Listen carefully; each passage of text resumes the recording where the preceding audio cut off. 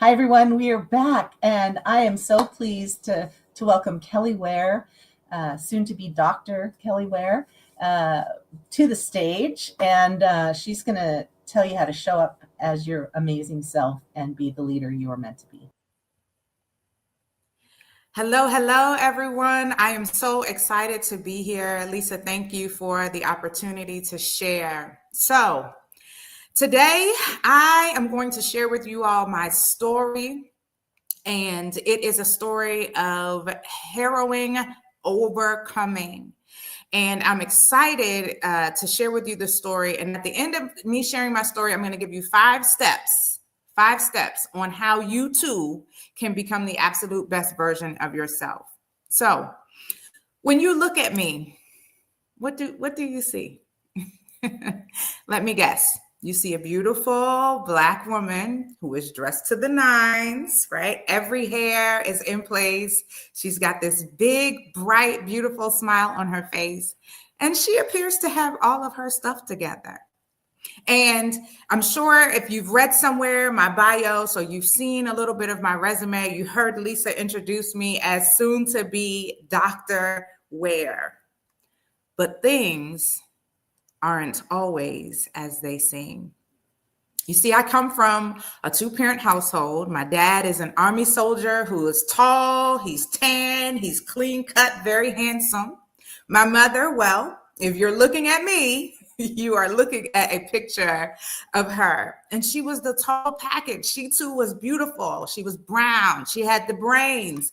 My mother was highly, highly intelligent. But things aren't always as they seem. So I'm going to take you on a journey, and it's about to get real dark and real heavy up in here.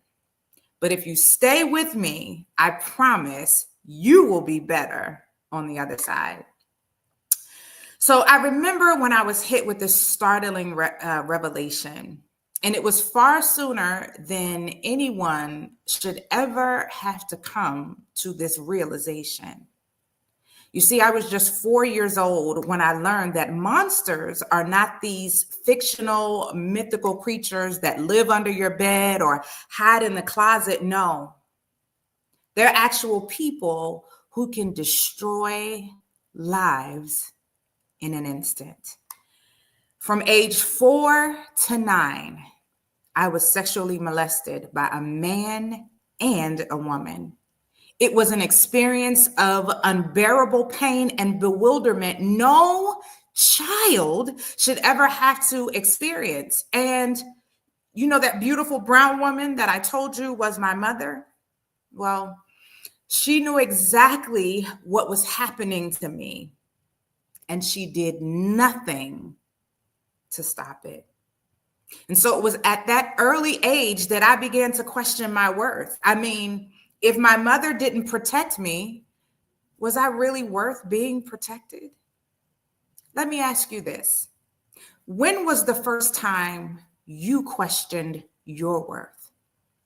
How old were you when you first felt unprotected? Well, it doesn't stop there. That same beautiful brown woman that I was forced to call my mom, she physically and emotionally abused me. I can remember days where she would put her cigarette out on my skin. Now, my father, the Army soldier, when he was out defending our country, I was at home fighting my own war, defending myself from my mother. I was already a citizen of my own darkness from being molested, and I was forced to be a recipient of her darkness. And for most of my childhood, my mother was a recreational drug user. And by the time I turned 15, she became addicted to crack cocaine. In one of her fits of rage, I watched my mother try to take my father's life. And as a result of that, he left home, but he forgot something. Me. And I tried to do my best to heed my father's words. He would always repeat to me, Kelli, honor your mother. Don't ever disrespect her. How long was I supposed to stand by and allow her to dishonor me? Who have you allowed to dishonor you? Who have you given permission to disrespect you? And more importantly, why have you allowed those people to hurt you?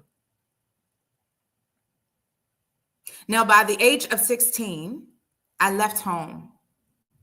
For a year before leaving home, I lived in a house with no electricity, with no heat. My mother's drug and gambling addiction had come to the point of her not feeding me, not clothing me. I had to do homework by candlelight. I would steal food from the trash of fast food restaurants. And I left home. So I found myself a homeless teenager by the age of 16. And I was couch surfing and sneaking into hotels until I found a place to call home. And it was my best friend and her family who took me in. Now, they lived in one of the roughest crime-ridden neighborhoods in Southeast Washington, D.C. So I went from living in this beautiful, picturesque 5,000 square foot home in one of the wealthiest counties in the country to living in the hood. And for the first time in my life, I saw someone get killed. And with everything else that I had going on all around me, it was at that moment that I lost hope. Y'all, my world was crashing down all around me, and I didn't know how to stop it. So on Thanksgiving night in 1997, I did the only thing I thought I could do to stop the pain. It was the first time I attempted suicide. Have you ever been there? Where your life didn't seem worthy of living, where everything that could go wrong would go wrong? Trust me, I understand. Stay with me, y'all. Stay with me. Things are about to get a little worse. By the age of 19, I decided to leave all of my problems behind. I joined the United States Navy, and this was my chance at a brand new start. No molesters, no mother, no more pain. And at my first duty station, y'all, I met a man. Woo! He was so sweet. He was so funny. He was so generous. And he was familiar because we were both from the same area. What a man, what a man, what a man, what a mighty good man. Yeah, that's what I thought. Things aren't always as they seem. You see, a few months into our relationship, we moved in together, and that's when the beating started. And as if it couldn't get any worse, he would become high out of his mind, and then he would force me to have sex with him at gunpoint. I tried to leave him. I tried, but he threatened to kill me and my family. And since I was in a prison, I couldn't escape, y'all. I did the only thing I knew that would set me free. It was my second attempt at suicide. Have you ever felt trapped where you couldn't see your way out? Maybe there's a few of you in here now that feel trapped in the same kind of prison, but let me stop right here, right now, in the middle of me sharing my story, and let me say to you, this too shall pass. I don't know when, I don't know how, but I know one thing. I am still alive today. I made it through all of that to be in this very moment to show you the picture of possibility. If you just hold on. So fast forward a few years, I made it out of the abusive relationship and I met another man. And this time we went half on a baby. And since neither one of us wanted to be a baby mama or a baby daddy, we decided to get married. And this was my opportunity again, another fresh start. I was 28 years old. And I thought I was ready for marriage. I mean, My husband was tall, he was dark, he was handsome. We were both in the military. He was a preacher, I was a leader in the church. But things, they aren't always as they seem. My marriage was bad. Y'all, we argued the entire honeymoon, and by the 6th month of my marriage, we were separated. I was still haunted by the unresolved trauma of my past, and I made a terrible decision. And while my husband and I were separated, admittedly, I started seeing another man. Now, I never wanted to have sex with this man, never wanted it to be anything serious. I was just looking for some semblance of love, acceptance, and relief. Well, one night while we were cuddling on the couch, he began to touch me in ways that I never experienced with him before. And I pleaded with him to stop because I could see where things were headed, but he forcefully put his hand over my mouth to keep me from screaming. So I found a spot on the wall. I stared at that spot, and with tears streaming down my face, in cold blood, he raped me. And when he was done, he got up and left. And I got up and I carried on. I pushed through as if nothing happened. And if life couldn't get any worse, 6 months later, I was diagnosed with breast cancer. I thought for sure, y'all, my life was over. Shortly after that, I was divorced, and yet again, my world came crashing down. Y'all, my life has been hard as hell. Devastation after devastation, disappointment after disappointment, and I wore a mask to try to hide my wounds. But what I didn't realize is people could still see them. I tried to suppress the pain, but the more I pushed it down, the harder my pain pushed back. And here's a lesson right here. If you don't deal with your trauma will deal with you. I wanted to die. But since I could not find a way to die, I had to find the will to live. And after all of this, I found the resolve to stand tall in the version of the woman that you see before you today. Now, it required me to do the work. I had to see myself as the single common denominator in all of my stories. I was both the prison and the key to set myself free. And I had to make a decision as to who I wanted to be. Now, the things that happened to me were not my fault, but it is 100% my responsibility to do the work to heal. You see, while I was a homeless teenager dealing with the trauma of molestation and devastation, losing everything, I still graduated on time and on the honor roll from high school. Things aren't always as they seem. People wrote me off. They gave up on me. They thought I would succumb to the trauma and end up as a drug addict like my mama. But not only did I survive every storm, I am a successful life coach, an award-winning author who has helped countless people achieve their goals. Things aren't always as they seem. There were others that tried to muzzle me and mute my story and shut me up, y'all. But I am an award-winning author of many books that share my story, that help others overcome their obstacles and live a life of purpose. Things aren't always as they seem. They called me ghetto. They called me ignorant. They told me I wouldn't amount to much, but I earned my MBA, graduating with high distinction, and I'm currently pursuing my Doctor of Business Administration with a 4.0 GPA, might I add. Things aren't always as they seem. Y'all, life has tried to take me out.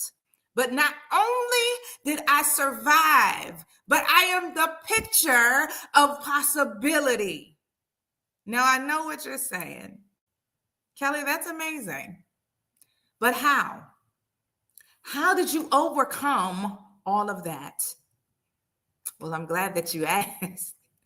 I have the cheat code for moving beyond your pain into a life of purpose. And I can promise you, if you lean in and take these action steps, you can begin living your best life too. So, what's the first step I did? The first thing you have to do is own your story. You have to own your story. Regardless of what you've been through, your story is yours. Own it by acknowledging your pain. You see, when I was going through all of that, pain had become my paradigm. And so I didn't even know that I was traumatized. I had to take accountability for the part that I played in accepting the place that I was in at that time in my life. I had to take accountability.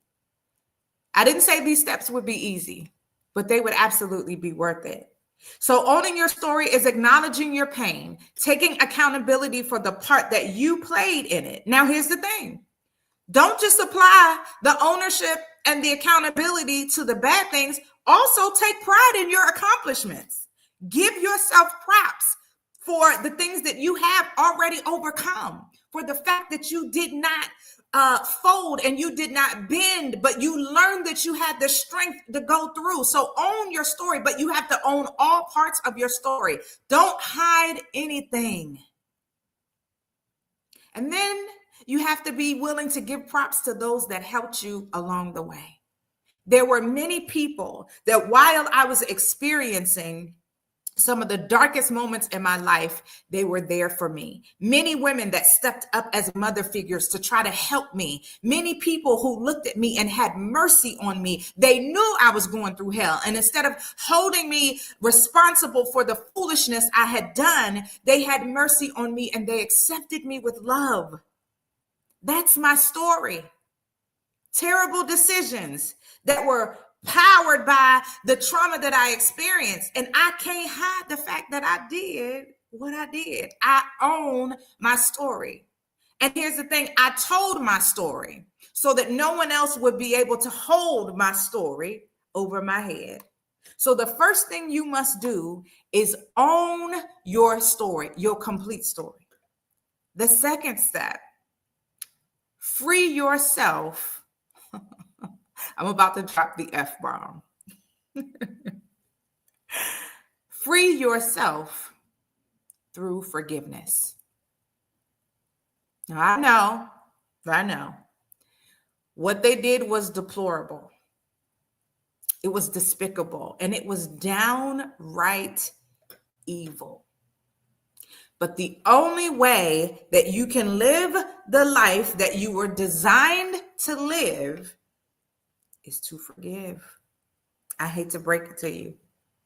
When I started my healing journey, I realized that the power of forgiveness was for me. It wasn't my offenders.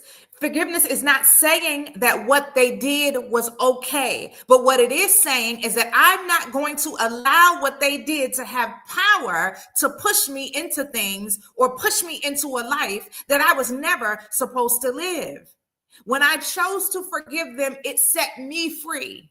Remember, I told you I was the prison and the key to set myself free. What is the key? It is in forgiveness. So I have fully forgiven my mother, fully and completely. I have fully forgiven the man that raped me, the woman that molested me, the man that molested me. I've fully forgiven all of them. In fact, they follow me on social media now. They encourage me now. They send me messages of well-being. I have fully forgiven them. Now, I was able to do this when I learned that they have a story too. Each of the people that harmed me in my life, they too were victims of some form of sexual violence. My mother had an alcoholic father who physically abused her. my mother was also sexually abused, and her mother knew and did nothing about it. Because in our culture, you don't talk, you don't tell your story. What happens in this house stays in this house. And a lot of times they take a blind eye and they sweep your trauma under the rug. So my mother only did to me what was done to her. She did what she knew how to do. The man and the woman that molested me were in foster care. They too were sexually molested. They were doing to me what was done to them. And the same is true with the man that raped me. The same is true with the man that was domestically abusive towards me. When I learned their stories, it helped me to empathize and understand the reason why they did the things that they did to me. Because here's the thing. I had made some terrible mistakes and terrible decisions too because of what had happened to me. So how dare I desire mercy and grace and forgiveness from others for the things that I had done, but then turn around and hold on to a grudge and hold those people hostage for the things that they had done to me. So in learning their story, I was able to empathize, and it made it easier for me to forgive them. Now, once you've forgiven the people that hurt you, you also need to forgive yourself. Don't forget about forgiving yourself. Forgive yourself for all the times you played small and diminished yourself for the sake of others. Forgive yourself for all the times you kept the peace with others, but waged war within yourself. Forgive yourself for the terrible decisions that you made. Forgive yourself. Forgive yourself. You are not your past. And while forgiveness can be a painful process, it is worth the freedom that you gain. So first, you must own your story. Take accountability, right? Next, you must free yourself through forgiveness. And the third step, you have got to flip the script. It's not what you remember, but it's how you remember. Are you the victim or the victor in your story? When I look back over my life and I see everything that I have been through, I have a reason to operate as the victim because I've been a victim many times over. But I decided to flip the script. And baby, let me tell you, the fact that I am still here today, I am alive, I am well, I am in my right mind. That makes me one bad mama. Shut your mouth. I choose to tell my story from a place of an overcomer. Life tried to take me out. It gave its best shot, but it didn't work. I am a victor. I am a conqueror. I am an overcomer. I am not a victim. How are you going to tell your story? When you show up to others, do you show up expecting them to have mercy and throw a pity party for you because of all of the things that you've been through? Or do you show up saying, that may have happened, but I'm still here? Do you show up saying, yeah, I went through hell, but I'm still here? Do you show up saying, yeah, it hurt, but I am still here? I might be limping, I might be broken, but I am still here. You have got to flip the script. The way you see yourself determines how you will show up in life. I choose to see myself as a victor. And because I see myself as a victor, I show up in every room as a victor. You got to flip the script. You got to change how you tell your story. And when you change how you tell your story, the life that you are living will begin to change. It will adjust to the story that you tell. So step one was to own your story. Step two, You have to free yourself through forgiveness. Step 3, you flip the script. Step 4, you have to get clear on your core values. The quality of your life experience as an adult is solely dependent on the decisions that you make. And your core values create the principles that should guide your decision making and govern your life. I remember when I first learned my core values, it was the biggest aha moment I've ever experienced in my life. And y'all, I have walked away from multi-million-dollar deals because it required me to violate my core values. I have turned down high-paying jobs because they were not in alignment with my core values. Anything in life that requires you to dishonor yourself, to disrespect yourself, to live in a way or perform in a way or behave in a way that does not reflect your highest and your best self, that is a violation of your core values. And it ain't worth the hassle and the trouble and the trauma that comes along with self-betrayal.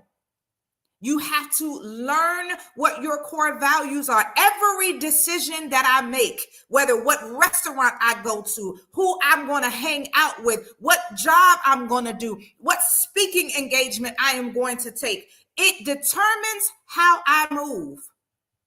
If the situation does not align with my core values, I ain't doing it. I don't care what it is. Nothing is worth compromising my authenticity. Nothing. Let me ask you, do you know what your core values are? Some people think they know them, but most people really don't. I have 6 core values, and these are the 6 core values that govern my life. Authenticity is number 1.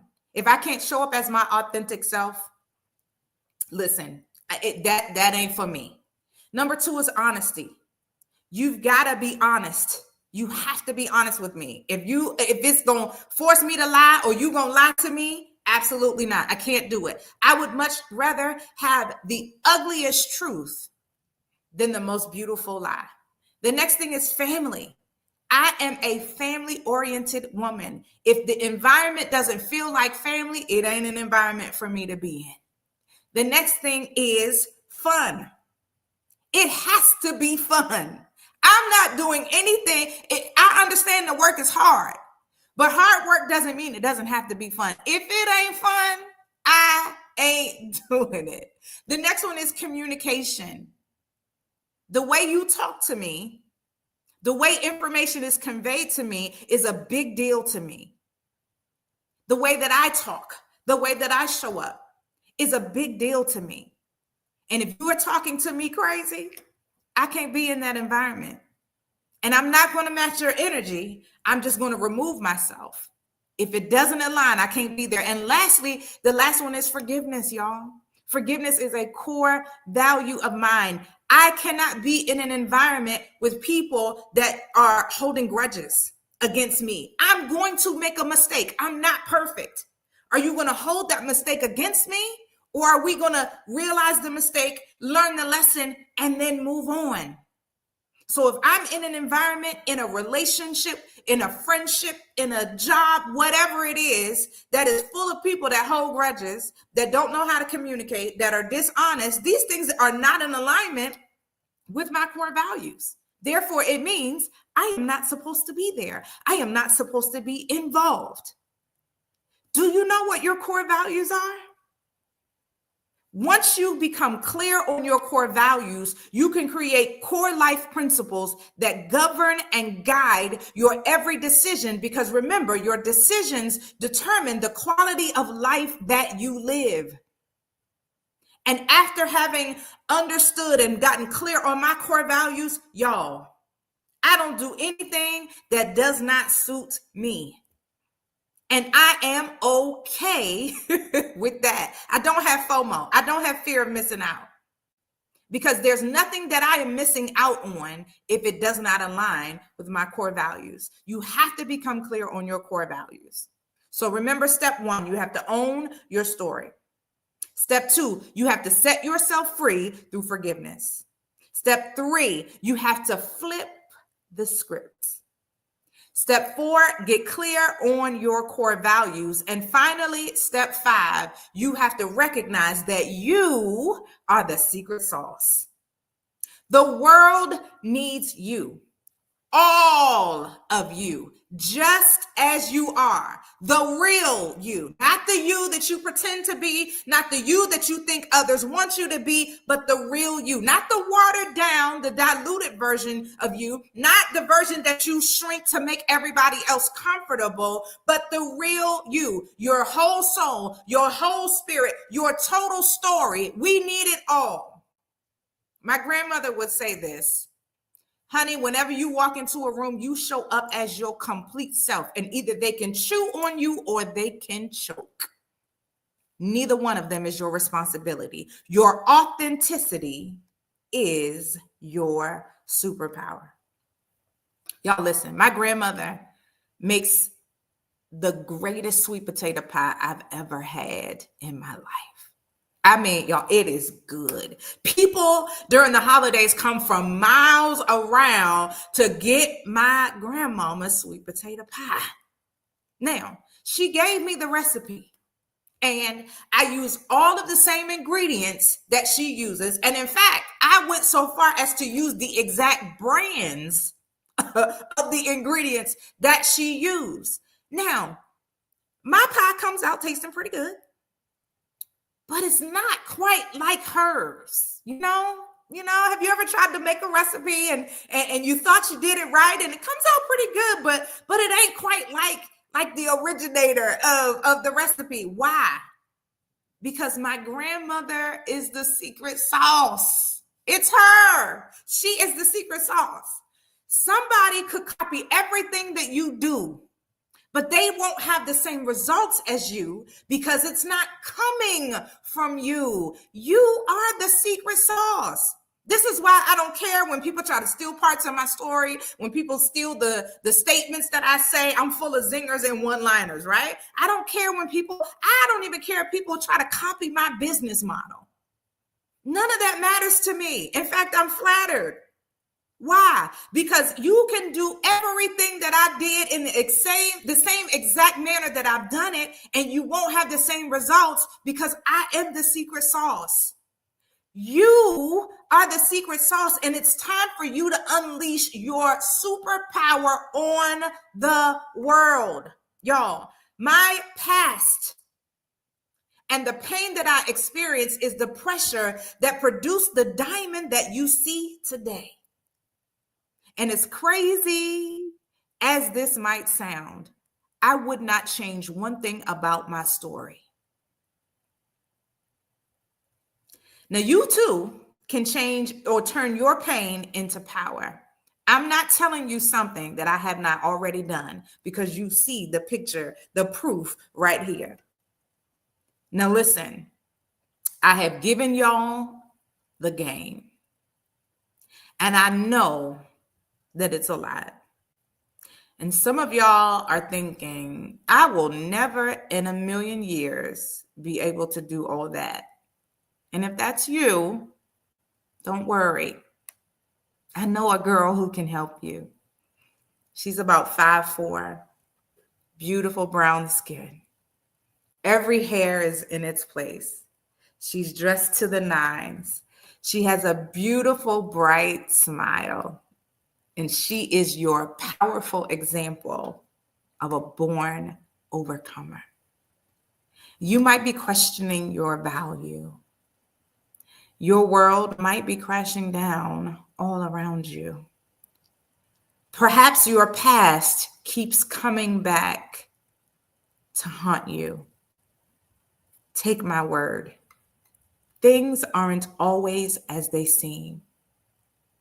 You might be hurting right now, but you're still amazing. You might be going through hell, but you're still powerful.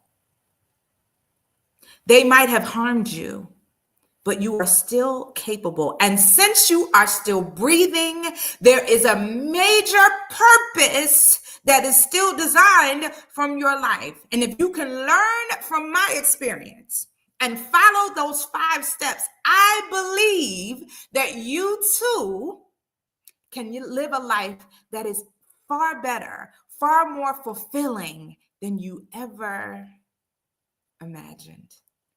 Listen, I am Kelli Ware. I'm your favorite speaker, your favorite coach, and I look forward to looking up and seeing you succeed. Thanks so much for listening to me today, guys. I am going to stand by in case there are any questions, but just know that I am here. You can reach out to me on social media, all things at I am Kelli Ware. All things at I am Kelli Ware. And then you can feel free to head to my website at iamkelliware.com. It has been an absolute pleasure to share my story with you today. And I hope that something I said has sparked you to tap into those 5 steps and begin living the life you were designed to live. Thank you.